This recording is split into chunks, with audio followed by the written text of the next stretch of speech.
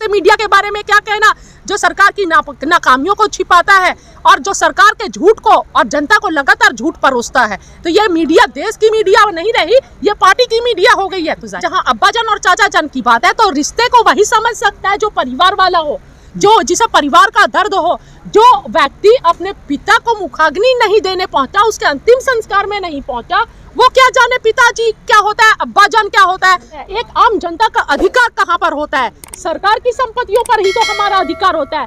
और दूसरी बात, इस तरह सरकारी संपत्तियों को प्राइवेट हाथों में देने के बाद आरक्षण भी खत्म हो जाएगी। तो इस तरह जो दबे कुचले शोषित, जो बाबा साहब अम्बेडकर ने संविधान लिखा था, वो संविधान भी अब खतरे में, संविधान का भी जो है खतरे में है।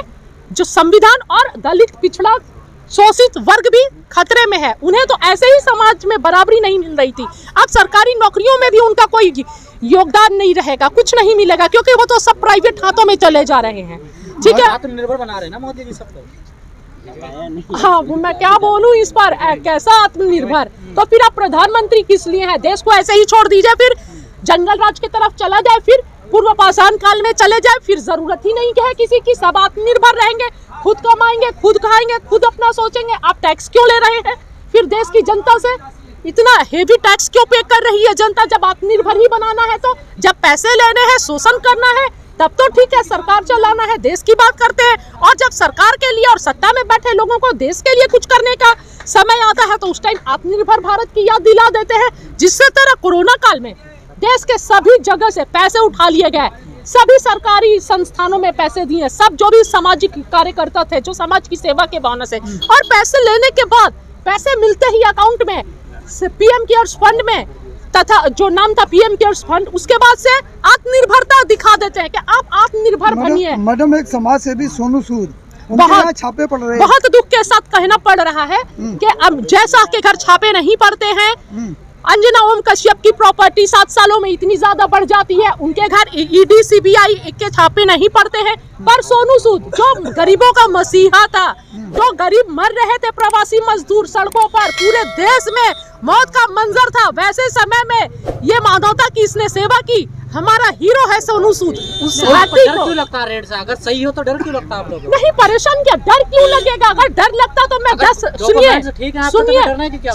अगर डरने की क्या बात है? डरते तो हम 10 महीनों से मैं घर दरवाजा छोड़कर, और यहाँ पर किसान नहीं होते दिल्ली की सरहदों पर, नहीं डरते। अब डरने का टाइम खत्म हो गया, नहीं, बहुत डरा लिए, बहुत आवाजों को दबा लिए, अब नहीं डरते हैं और डरने का समय खत्म।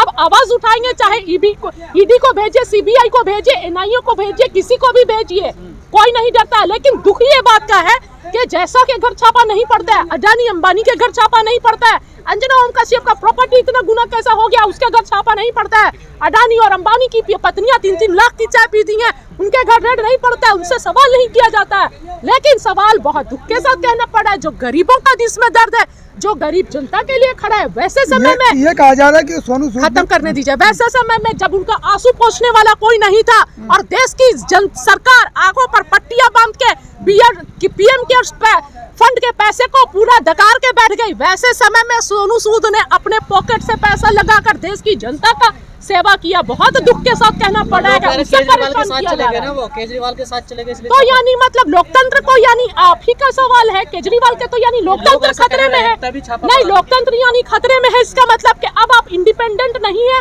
अपने अभिव्यक्ति की आजादी जो है उसको दबाया जा रहा है, कुचला जा रहा है। ये भी तो कहा जा रहा है कि सरकार की नॉलेज में नहीं, उन्होंने काम किया है, जो भी काम किया सरकार की। अच्छा, पूरा देश के नॉलेज में है, कहाँ से पैसा आया, वो कहाँ से आया? अच्छा, मतलब सरकार आंखों पर पट्टी बांध ली है, सरकार के नॉलेज में नहीं है।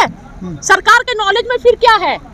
सरकार के नॉलेज में तालिबान है, अफगानिस्तान है, पाकिस्तान है, लेकिन अपने देश में क्या हो रहा है उससे कोई मतलब नहीं है, वो सरकार के नजरों में नहीं आता है। और ये गोदी मीडिया जो नेशनल मीडिया है, दिन रात खबरें दिखाती है अपने देश की जनता के साथ क्या हो रहा है।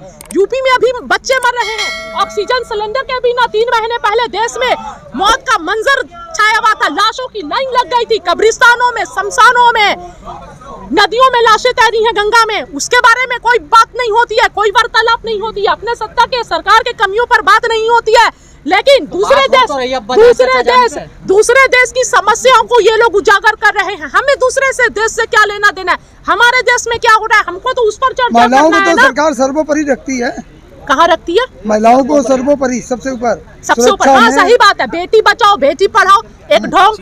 यहीं पर मनीषा वाल्मीकि हाथरस की घटना है, किसी यूपी की घटना है, मनीषा वाल्मीकि के साथ क्या होता है, और वो बच्ची को अंतिम संस्कार भी नहीं मिलता है, सम्मान पूर्वक अंतिम संस्कार भी नहीं मिलता है, और बहुत दुख के साथ कहना पड़ता है चिन्मयानंद जी का बेल हो जाता है, उन्हें क्लीन चिट मिल जाती है।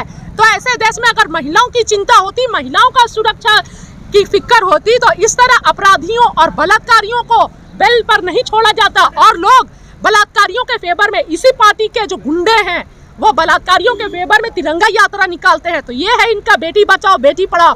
हम लोगों को समझने में गलती हो गई थी, बेटियों को इनके दरिंदों से बचाओ।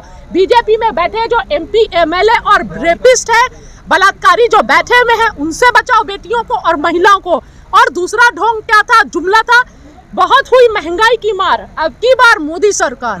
लेकिन ये जो पहले ढोंग करते थे, कोई सिलेंडर सर पर उठ के चला आता था, कोई प्याज के लिए आवाज उठाता था, अब सारे अंधे बहरे गूंगे हो गए हैं। महंगाई कितनी हो जाए, किसी का बयान आता है मैडम का कि मैं तो प्याज ही नहीं खाती। आप नहीं खाती तो क्या हुआ, देश का आम जनता तो खाता है।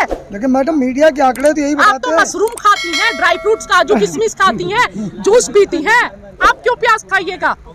मैडम मीडिया के आंकड़े तो ये कहते हैं कि योगी जी रिपीट मार रहे हैं यूपी में। हाँ, मीडिया के आंकड़े तो वो यूपी में, वहाँ पंजाब में भी बता रहे थे, और बिहार में जो 2015 में इलेक्शन हुआ था, वो बिहार में सरकार बन गई, सरकार जीत गई। लेकिन मीडिया यही दिखाया जा रहा है कि नहीं, अभी बीजेपी जीतने वाली है, बीजेपी जीतने वाली है, उन्हें यकीन ही नहीं हो रहा था। तो ऐसे मीडिया के बारे में क्या कहना, जो सरकार की नाकामियों को छिपाता है और जो सरकार के झूठ को और जनता को लगातार झूठ परोसता है। तो ये मीडिया देश की मीडिया नहीं रही, ये पार्टी की मीडिया हो गई है। तो जाहिर सी बात है, पार्टी हित में ही तो बात करेगी, जिससे पेमेंट मिल रहा है।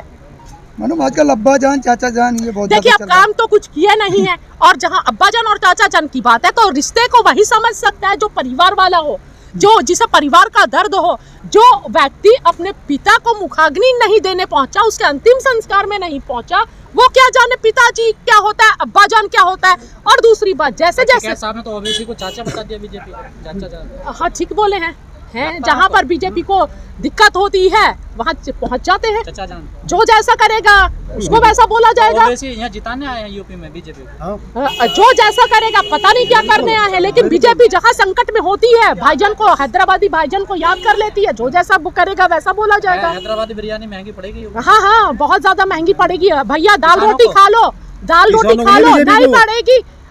किसान जो है समझ गए हैं, देश की जनता जो है मानसिक गुलामी से बाहर आ चुकी है, देश की जनता जागरूक हो चुकी है, कोई फर्क नहीं पड़ेगा, सब जाग गए हैं, सबकी जमानत जब्त हो जाएगी, इंतजार कीजिए।